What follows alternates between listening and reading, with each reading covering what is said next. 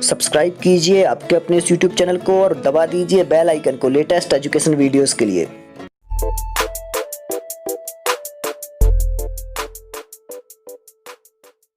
Hi friends, कैसे हैं आप लोग। स्वागत है आप सभी का आपके अपने इस चैनल सुविज्ञा में।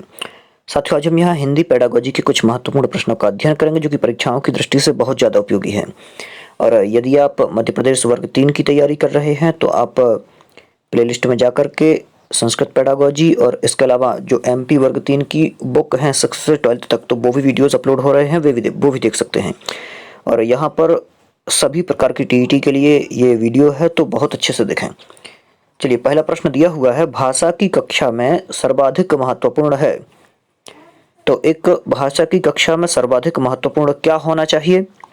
जहाँ पर भाषा का अधिगम बहुत ज़्यादा हो, बच्चे भाषा को अच्छे से सीखें। आपसी बातचीत, भाषा की पाठ्य पुस्तक, भाषा की परीक्षा या फिर समाचार पत्र पढ़ना। तो क्या रहेगा सही? ये पहला वाला, आपसी बातचीत। आपसी बातचीत कैसे? जो भी भाषा सिखाई जा रही है या फिर जिस भाषा को बच्चे सीख रहे हैं और उस भाषा में बोलचाल की भाषा बनाने की कोशिश करेंगे तो सर्वाधिक रूप से सीखेंगे। ये यहाँ पर अपन को सही समझना है। तो आपसी बातचीत जो है ये रहेगा सही। और अब बातचीत करके ही भाषा का विकास ज़्यादा होता है। मौन पठन का उद्देश्य है, मौन पठन का उद्देश्य क्या है? गहन अर्थ ग्रहण करना। तो गहन अर्थ ग्रहण करना तो हो सकता है, हाँ आगे और देख लेते हैं, क्योंकि और भी ऑप्शन पहले पढ़ लें कि इससे ज़्यादा और करेक्ट क्या है। बिना बुदबुदाए पढ़ने की कला का विकास करना। तो मौन पठन में ये तो ज़्यादा कोई वो खास नहीं है। द्रुत गति से पढ़ जाना गलत है बिल्कुल, तीव्र गति से भी नहीं पढ़ना है मौन पठन में। ढेर सारी जानकारी प्राप्त करना। तो मौन पठन का अर्थ क्या होगा? गहन, यहाँ पर अर्थ ना करके गहन पठन करें, गहन पठन और अर्थ ग्रहण करना, ये रहेगा सही अर्थ इसका। तो मौन पठन का जो उद्देश्य है वो गहन पठन और अर्थ ग्रहण करना होगा, पहला वाला रहेगा सही। आगे चलते हैं। एक समावेशी कक्षा में भाषा शिक्षक को किस बिंदु का सबसे अधिक ध्यान रखना चाहिए? देखिए, एक समावेशी कक्षा है जहां पर सभी प्रकार के बालक हैं, तो उस कक्षा में भाषा शिक्षक की चर्चा है। भाषा शिक्षक को किस बिंदु पर अधिक ध्यान रखना चाहिए? ऑप्शन पहला दिया है, सभी बच्चों को समान रूप से गृह कार्य देना। आगे चलते हैं, सभी बच्चों को समान गतिविधि में शामिल होने के लिए प्रोत्साहित करना, या फिर सभी बच्चों से समान अपेक्षाएं रखना, बिल्कुल ठीक, या फिर विविध प्रकार की दृश्य श्रव्य सामग्री का उपयोग करना।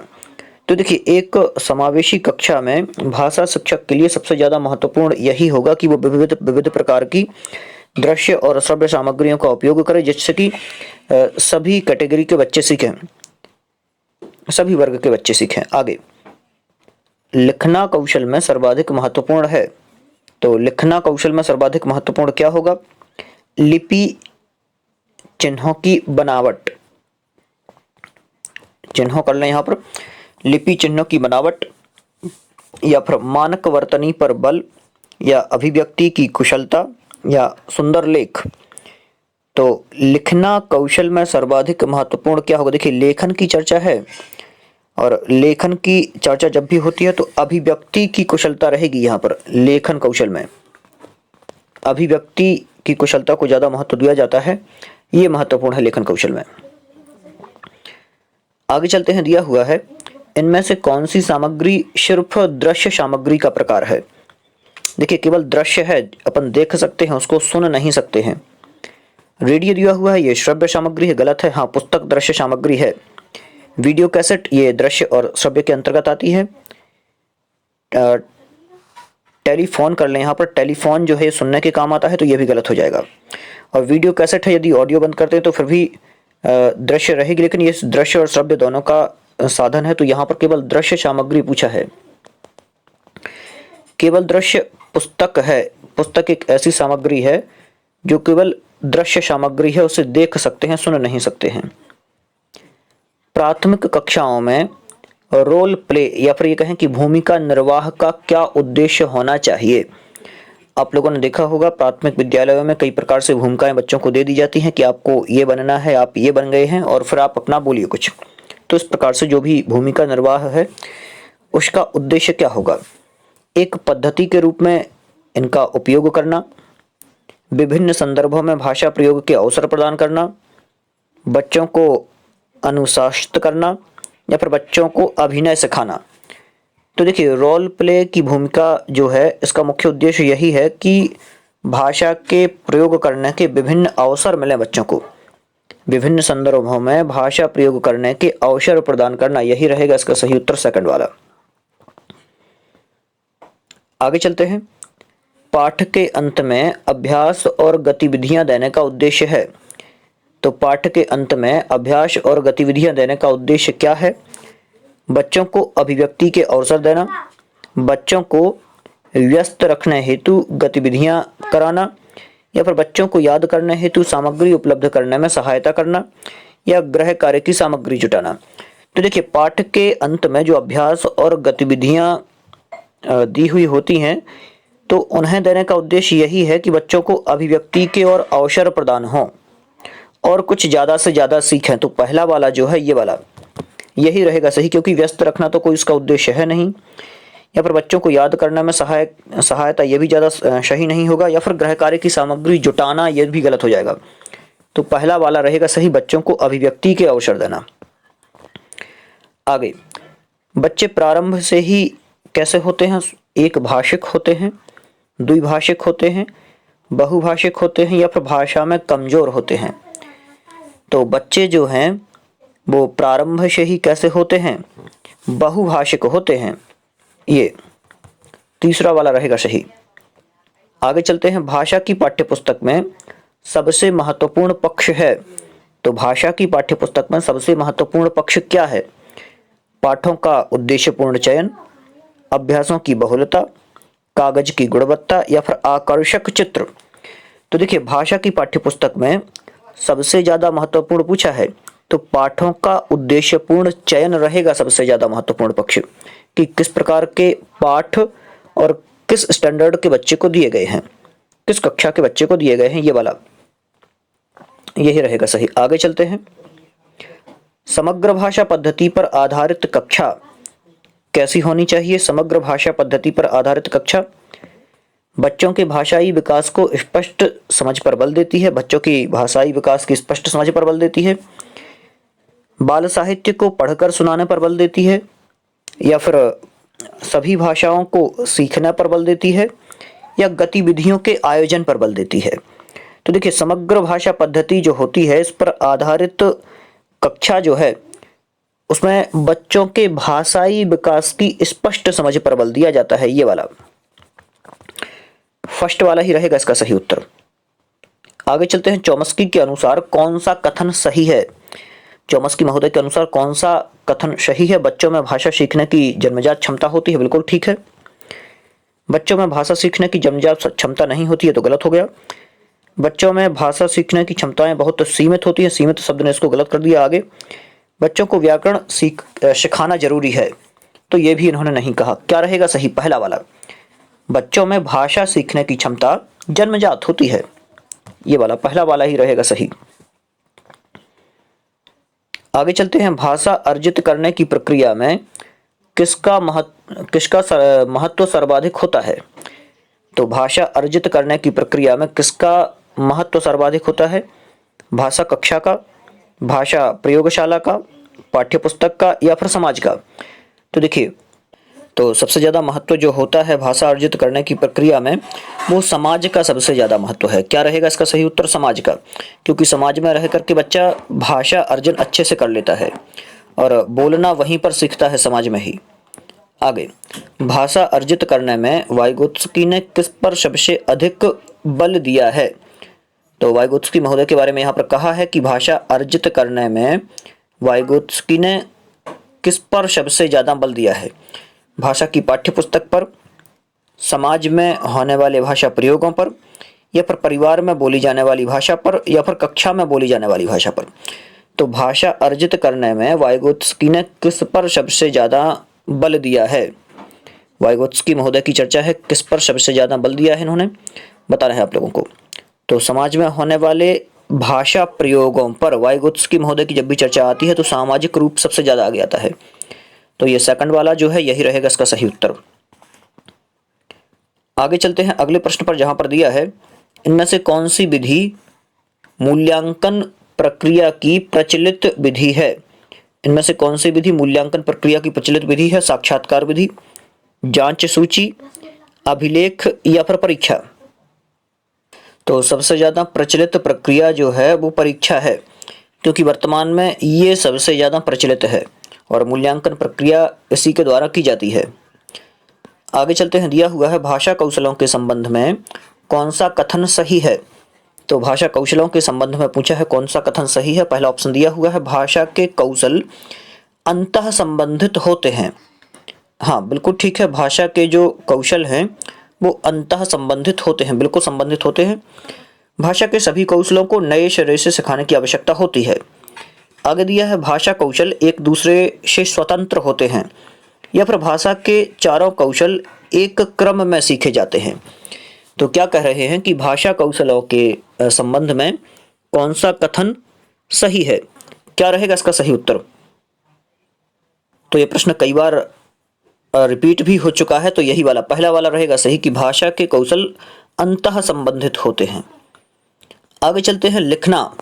लिखना क्या है? एक बेहद जटिल प्रक्रिया है लिखना, या फिर एक अनिवार्य कुशलता है, या फिर जिसे जल्दी प्राप्त किया जाता है, या एक तरह की बातचीत है, या अत्यंत यांत्रिक प्रक्रिया है।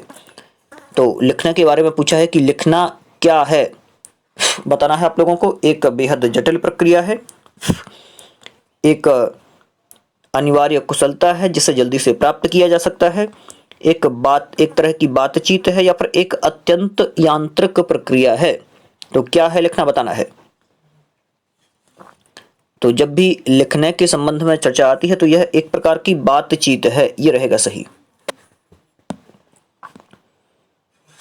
आगे चलते हैं, दिया हुआ है कौन सा प्रश्न बच्चों की भाषा क्षमता का सही आकलन करेगा। तो कौन सा प्रश्न बच्चों की भाषा क्षमता का सही आकलन करेगा। ऑप्शन पहला दिया है लड़की ने किसके दाम नहीं बताए, लड़की टोकरी में क्या बेच रही है। यदि तुम आम बेचोगे तो उसके कितने दाम लोगे और क्यों, और आजकल आम का कितना दाम है, ये। तो कौन सा प्रश्न बच्चों की भाषा क्षमता का आकलन करेगा, ये बताना है। तो ऑप्शन जो थर्ड दिया हुआ है ये वाला, यही रहेगा सही उत्तर, क्योंकि इसमें ही उसकी जो भाषा क्षमता है उसका ज़्यादा विकास हो रहा है। तो जो तीसरा दिया हुआ है यही रहेगा इसका सही उत्तर। आगे चलते हैं, इनमें से प्राथमिक स्तर पर भाषा आकलन का सर्वाधिक उचित तरीका है। तो देखिए स्तर कौन सा पूछा है, प्राथमिक स्तर पूछा है। इनमें से प्राथमिक स्तर पर भाषा आकलन का सर्वाधिक उचित तरीका कौन सा है। तो ऑप्शन पहला दिया है किसी पाठ की 5 पंक्तियां पढ़वाना। ध्यान से, किसी पाठ की 5 पंक्तियां पढ़वाना, या फिर बच्चों को चित्र वर्णन और प्रश्न पूछने के अवसर देना। क्या कह रहे हैं, बच्चों को चित्र वर्णन और प्रश्न पूछने के अवसर देना, या फिर बच्चों से पत्र लिखवाना, या फिर बच्चों से प्रश्नों के उत्तर लिखवाना। सही रहेगा दूसरा वाला, बच्चों को चित्र वर्णन और प्रश्न पूछने के अवसर देना, यही रहेगा इसका सही उत्तर। चलिए चलते हैं अगले प्रश्न पर, बच्चों की मौखिक भाषा का सतत आकलन करने का सबसे बेहतर तरीका कौन सा है। तो सतत आकलन की चर्चा है और मौखिक भाषा का पूछा है। ऑप्शन पहला दिया हुआ है प्रश्नों के उत्तर पूछना पहला, या फिर विभिन्न संदर्भों में बातचीत, या सुने हुए को दोहराने के लिए कहना, या फिर शब्द पढ़वाना। तो बच्चों की मौखिक भाषा का सतत आकलन करने के लिए जो सबसे ज़्यादा बेहतर तरीका रहेगा वो यही रहेगा, विभिन्न संदर्भों में बातचीत करना। तो विभिन्न संदर्भों में बातचीत, इससे मौखिक भाषा का सतत आकलन हो सकेगा।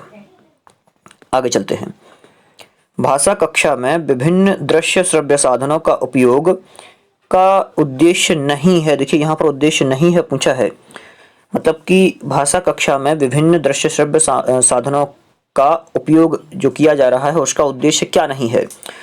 ऑप्शन पहला दिया है सभी प्रकार के बच्चों की आवश्यकताओं का ध्यान रखना, सीखने सिखाने की प्रक्रिया को रुचिकर बनाना, विद्यालय प्रमुख के निर्देशों का पालन करना, या फिर आधुनिक तकनीक को कक्षा में लाना।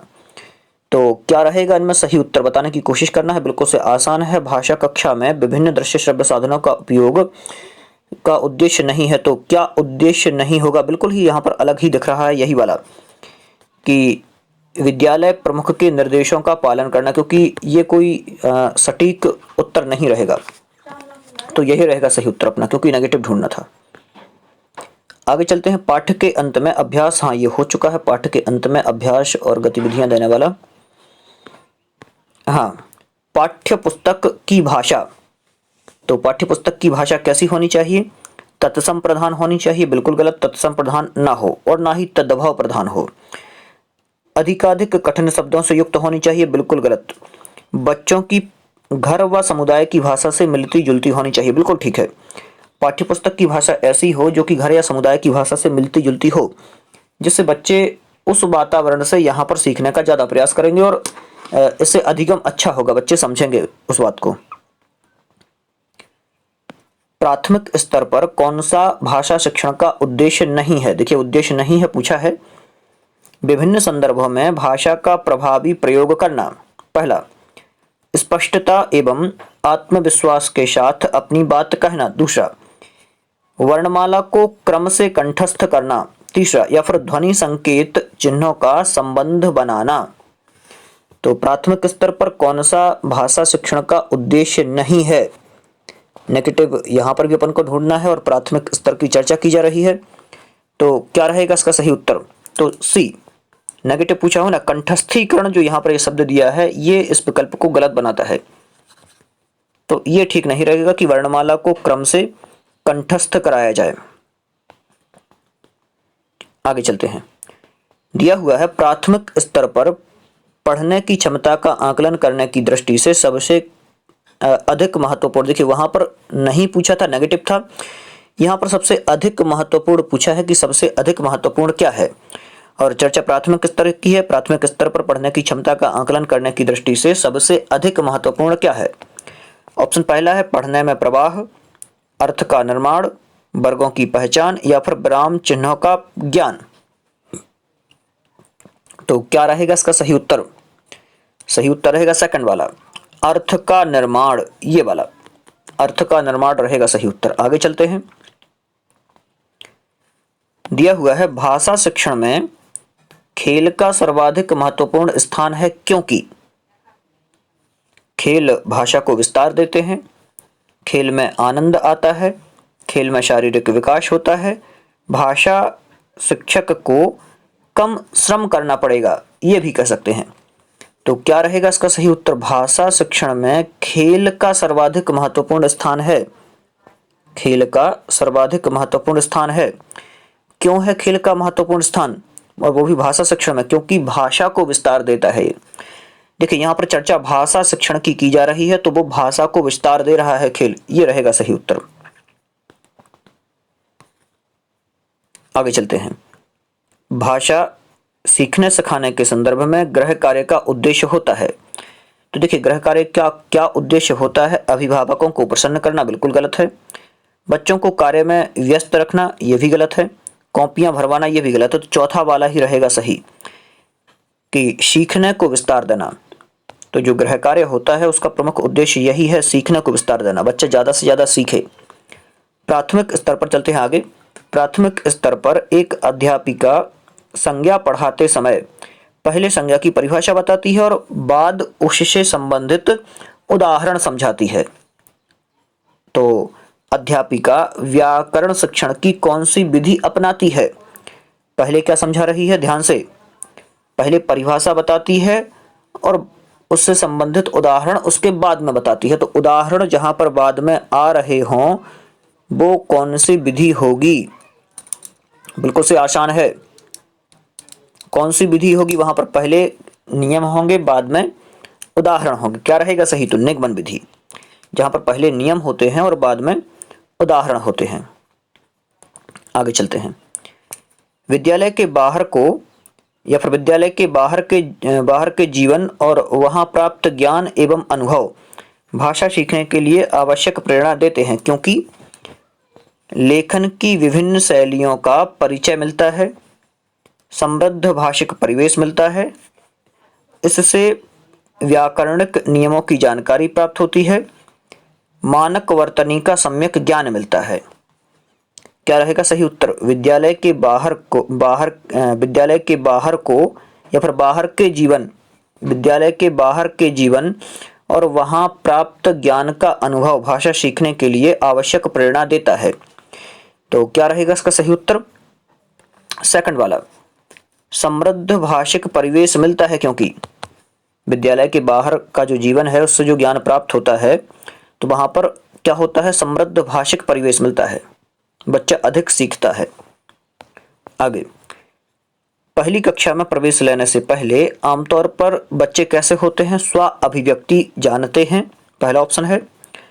भाषा के व्याकरणिक नियम जानते हैं, या फिर तुतलाकर बोलते हैं, या पठन लेखन में दक्ष होते हैं। तो देखिए, जब पहली कक्षा में बच्चा प्रवेश लेता है तो वो आमतौर पर स्व अभिव्यक्ति जानता है और ज़्यादा कुछ नहीं जानता। तो यही रहेगा सही उत्तर, पहला वाला। और आज के लिए इतना ही। लगभग 30 प्रश्न यहाँ पर हमने हिंदी पेडागोजी के कवर किए। और आप लोग इन वीडियोस को अपने मित्रों को भी शेयर करें और आप इंस्टाग्राम पर मुझे फॉलो भी कर लें। जो भी आपको जानकारी चाहिए हो वहाँ पर आप लोग ले पाएंगे। बहुत बहुत धन्यवाद आप सभी का।